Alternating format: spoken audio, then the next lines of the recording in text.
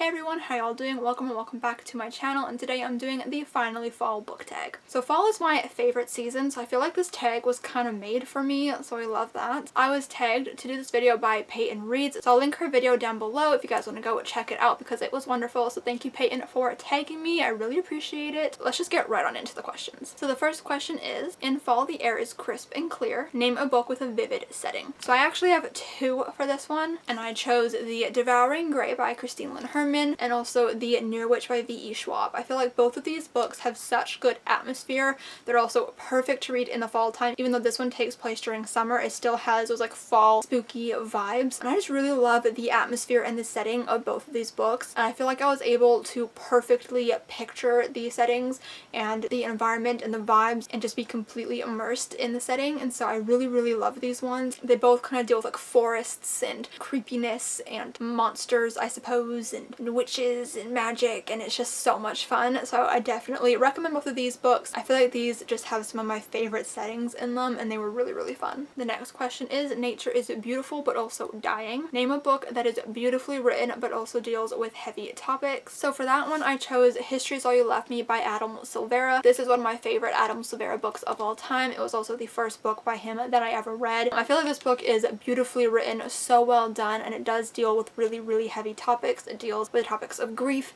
and I believe also depression, if I'm not mistaken. I feel like his books always deal with those kind of topics. Basically follow our main character Griffin as he's mourning the death of his ex-boyfriend Theo. They broke up recently and Theo actually fell in love with somebody else, but Griffin was kind of always under the belief that they were gonna find their way back to each other and fall in love again, and obviously him dying kind of put a damper in that plan. He ends up forming this unlikely friendship and bond with Theo's new boyfriend because they're both the only ones who know what it is like to be in love and to be loved by Theo. So they kind of grieve together, and it's a really sad, heartbreaking book, but a beautiful story at the same time, beautifully written, and definitely a tearjerker. But I really love this book. The next question is, fall is back to school season. Share a non-fiction book that taught you something new. For this one I just chose I'll Be There For You, The One About Friends by Kelsey Miller. This is a book all about Friends, the casting, like everything that went into making Friends the show that it is. And I really enjoyed this book. Friends is my favorite TV show of all time, and I really enjoyed learning more about it. I wasn't alive when the show started and I was very young when it ended, so I wasn't around when all the hype was there and when everything was going down, so I didn't know a lot of things about how the show was made, the different titles of the show, like the different like stages that it went through, the casting. I didn't know anything about that, so this book definitely gave me insight and taught me a whole lot of new things about one of my favorite shows. The next question is, in order to keep warm, it's good to spend time with people that you love. Name a fictional family, household, or friend group that you'd like to be a part of. So I actually again have two answers for this one. So I feel like I would love to be a part of the crew in The Raven Boys by Maggie Stiefvater, or be a part the Gangsy, that's what they're called, the Gangsy. So with Gansey, Blue, Adam, Ronan, and Noah, I just love them all to pieces, and I love the dynamics that they all have with each other. So I feel like I would really love to be a part of this friend group. I feel like I would have so much fun with these guys, all the adventures that they go on. It's crazy, but I just love the dynamics that they all have with each other, and I would like to have that as well, please. I would like to be a part of it. Thank you very much. I feel like whenever you read a book about like friend groups like this, you almost kind of do feel like a part of it because you're going along on everything with them. But I definitely feel like I would love to be a part of this friend group and just hang out with these people. The other friend group I'd love to be a part of is the Rampion crew from the Lunar Chronicles by Marissa Meyer. So the Rampion crew obviously consists of like Cinder, Scarlet, Cress, Winter, we have Jason, we have Wolf, we have Kai, we have Thorn, all of the amazing characters, and I just feel like they're so much fun and they go on crazy adventures. Obviously I don't want to go necessarily on all those crazy adventures with them because scary. I don't want to go up against Queen Lavanna. No thank you. I would not stand a chance personally, but I just love them all so much. I feel like just the way that they vibe with each other and bounce off of each other is amazing. I especially want to be around Thorn because it's Thorn, but I just think that I would have so much fun at being around this crew and just like feeding off of their energies. So these are both definitely friend groups that I would die to be a part of. Like I would love to be a part of these friend groups. The next question is, the colorful leaves are piling up on the ground. Show us a pile of fall colored spines. So this is my pile of fall colored spines. We've got like a nice mustard yellow in Grown by Tiffany D. Jackson, The Gathering of Shadows by V.E. Schwab to represent that beautiful red color, and we have two oranges. We have When Dimple Met Rishi by Sandra Menon and Bookish and the Beast by Ashley Poston. I feel like this is like the perfect little fall bind bundle, don't you think? Like, this just screams fall to me. Like, this is gorgeous. I feel like I did really well with this. I've read these three, love them, recommend them, and I am planning on reading this one very soon, and I'm very excited for it. The next question is, fall is a perfect time for storytelling by the fireside. Is there a book where somebody is telling a story? This one I really struggled with, and I couldn't really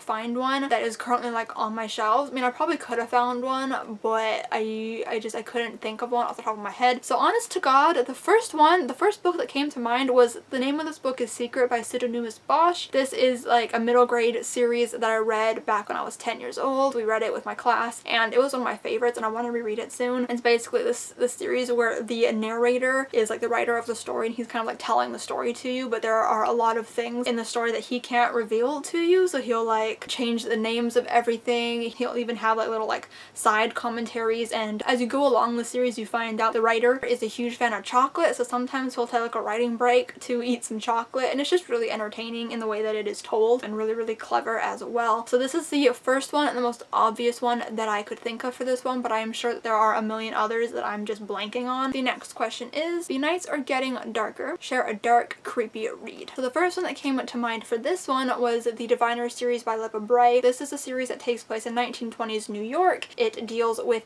creepy crawlies, the supernatural. There are these people called the Diviners, and they are people who have supernatural powers, and it's just like a really eerie series. It deals with ghosts and murder and bad spirits and all the things like that. It's a really fun series and really creepy. I definitely specifically recommend the audiobooks. That's how I personally consumed the story, and I think that the narrator just did a really good job of adding to that creepiness. She did really good voices. There are some songs in each book, and she does such a good job at singing them in such a specific creepy way that just really adds like the ambiance of the story. I just feel like she did such a good job at everything, honestly. So I definitely think that this one is a dark and creepy, scary read that is perfect for the fall time. So I definitely recommend that you guys pick this up if this is what you are in the mood for. The next question is, the days are getting colder. Name a short and heartwarming read that could warm up somebody's cold and rainy day. So I actually chose two classics for this one, and one of them isn't even that short, but we're just gonna go with it anyways. We have The Wizard of Oz by L. Frank Baum and Anne of Green Gables by L.M. Montgomery. This was one of my favorite books as a kid, one of my favorite classics of all time, and I reread this back in May. I have a whole reading vlog for this video for my series Capturing Classics, and I'm really proud of that video, so I'm gonna link it up above in the cards if you guys want to go check it out. I would really appreciate it. Spoiler free and everything, but it's a really fun video, so I definitely recommend checking it out. But this book I read back in May, so it was kind of like near the beginning of COVID and quarantine, and I was feeling really down and anxious and scared, and when I read this book, it was one of the first times since COVID had kind of really hit that I was able to just fully escape and not think about it. For the duration of the time that I was reading this book, I was not once thinking about COVID or the state of the world that we are in. I was just happy and in Oz, along for the ride, and having such a good time, and I didn't even think about COVID. It was just such a good escape. So I feel like this is definitely just a heartwarming book that is so magical and adorable and could just really help you escape from reality into something that is just so much more fun and lighthearted, I guess. So this is definitely one that I recommend. But the other one, like I said, is Anne of Green Gables. But Anne of Green Gables is such a heartwarming story. Little Anne getting adopted after being an orphan for like most of her life. It is just such a beautiful story, and just like the outlook that Anne has on life is so inspiring and beautiful, and the writing of this is gorgeous. I just feel like all the friendships and the characters and everything about this book is just so uplifting and so beautiful, and I feel like it's just such a good escape. I really want to reread this book, and I just feel like it's gonna be the perfect book to get you out of a bad mood or a bad day, or to just make you smile and be happy, because Anne just has that effect on people. And so these are two books that I definitely recommend you read if you need a bit of warming up, a bit of happiness, a bit of joy in the cold and rainy days and in the state of the world that we live in. I feel like these are two books that are just really great choices to read. They are my favorite classics in the world, and I love them a whole lot. The next question is, fall returns every year. Name an old fave that you would like to return to soon. So for this one I chose the Darkest Powers series by Kelly Armstrong. This is the first book, The Summoning. I love this series. This was one of my favorites when I was like 11, 12. I was really into paranormal books. It was like after Twilight. I was just eating up any paranormal book that I could find at the library, and this was one of my favorites. It is just such a fun supernatural paranormal series. We've got a necromancer, we've got like a warlock, I think we even have like a werewolf. I honestly can't remember all the details. It's just like such a fun series. I loved the characters and all the drama going on, and I just really enjoy paranormal stories stories, supernatural stories like this, and I have not reread it, I don't think, since I was like 13, 14, and I am now 20. So I would really like to reread it, and I hope that I love it just as much, because I would like be so sad if I don't love the series anymore. But I think that I will. Like I think that I will. So this is one that I really want to return to soon. And the next question is, fall is the perfect time for cozy reading nights. Share your favorite cozy reading accessories. So I'm pretty